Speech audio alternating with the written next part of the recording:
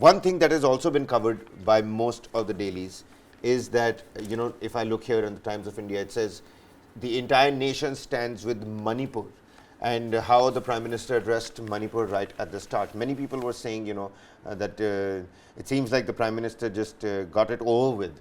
And there was a feeling of बात कर लो इसके बारे में और side कर दो इसको पहले right at the beginning, and then probably start with the No, I report wouldn't say that would be the case, because I think in his mind also, and probably what everyone was expecting, is that the Prime Minister would be speaking about peace in Manipur, and it is good that he spoke in the beginning itself that a troubled region in our country needs peace, and that he also And he says said peace in Manipur, there is peace in Manipur for the past few days. Center and state are working he on also a said that solution. he hopes the communities who are stakeholders in that peace hold to that peace right now. So, as I was saying, there's a lot of talks that are happening. Zoramthanga has been initiating a lot of back channel talks as well.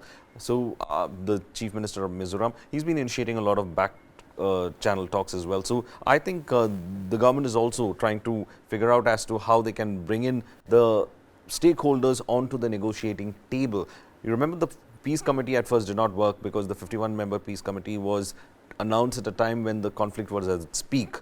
So, right now again there have been intermittent violence, and there have been issues especially in those population areas where both the communities are interspersed. So, that particular region has been problematic as well till now, and now there is a clear divide among the Kuki representatives in the assembly as well as the Methi representatives, and that divide is sharper. There so was a probably lot of cacophony around the Independence Day celebration. there was a lot of cacophony as well as on the Independence Day celebration. There had to be huge security, and Biren Singh in his Independence Day speech also went ahead and said that peace should prevail in the state, and they are trying to restore peace as Security fast as was possible. beefed up. Security Security was was heavily beefed up, beefed up. beefed up. But still, I mean, this, according to the latest story that came in, on PTI, it says it was a muted Independence Day celebrations in Manipur on Tuesday amid dawn to dusk general strike called by multiple militant outfits and the loss of lives and the property of hundreds of people over the last 3 months in this ethnic strife.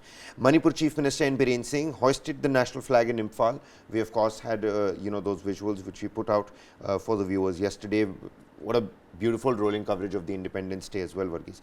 Manipur Chief Minister N. Biren Singh hosted the national flag in Imphal. The flag hoisting was followed by a parade and a cultural program. However, across rural areas of the state and in major parts of the capital Imphal, shops and markets remained closed and the streets bore a deserted look.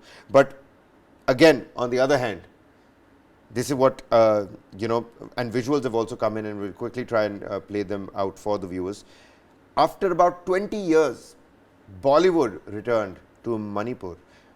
Insurgency's Bollywood ban that ceased to exist, because yesterday the film Uri, Surgical Strike Uri, that was screened in Manipur. The screening was organized by the Hmar Students Association, the HSA, to express its opposition to the ban on Hindi movies imposed in September 2000 by the Revolutionary People's Front. No, that ban cinema returns to Manipur. So strife-torn Manipur, yes. Cinema does play a constructive role as well. But thankfully, at least now the Hindi film industry has a place to return to, rather, after 23 years, I think, 20 to 23 But this is still not like a cinema hall. No, it's not a cinema hall kind of screening. It's a makeshift but screening. It's a makeshift screening, public screening that has happened. But the fact remains is that it was screened at the end of the day. Like any other state in the country, there has been some kind of semblance of the culture of going for movies, and at least without fear they had in fact gone ahead and screened that. So I think it is fine that they have done it, but at least cinema has returned to Manipur. Well, the Vicky Kaushal-starrer Uri, the surgical strike, was attended by a large number of people at Rengkai, which is in Lamka. Now, the screening was organized by the, like I iterated earlier, by the HSA to express its opposition against the September 2000 ban by the Revolutionary People's Front, which is a political wing of the proscribed People's Liberation Army, a valley-based Methi terror group. So, raising voice, dissenting against that particular ban, that also says a lot about, the fights and battles that people are fighting on various socio-economic fronts in Manipur. It's not as simple as to say this is a Kuki versus Methi, a Hindu versus Christian. No, right now, versus, what we are seeing probably, Kabir, is the the symptom of this entire right. That was we are seeing the battle between both the communities in Manipur that we are seeing. But again, as you rightly pointed out, it is just tip of the iceberg. There is a whole lot of issues that are still buried, and it is not as simple as we see as a conflict between two communities, and probably that is why it is taking a long time for the government also to negotiate, because they have to layer through the differences that are there and the layer through the kind of conflict points that are there between both the communities, and it's not easy. The ITLF, the Indigenous Tribal Leaders Forum, they had the delegation that came to Delhi to meet the Home Minister also. He was busy in the Parliament, but he did get to meet him later on regarding the mass burial site, if you remember. Today's move is to defy the anti-national policies of the Methi groups and to show our love for India.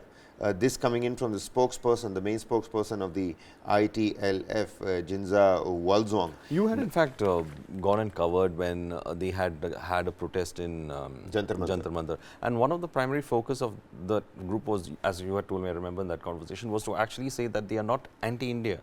Right. They are patriotic is what they try to prove a point. That it was back then when Mirabai Chanu had pushed in that if there are demands that are going to be raised about separation of Manipur, then I too will give my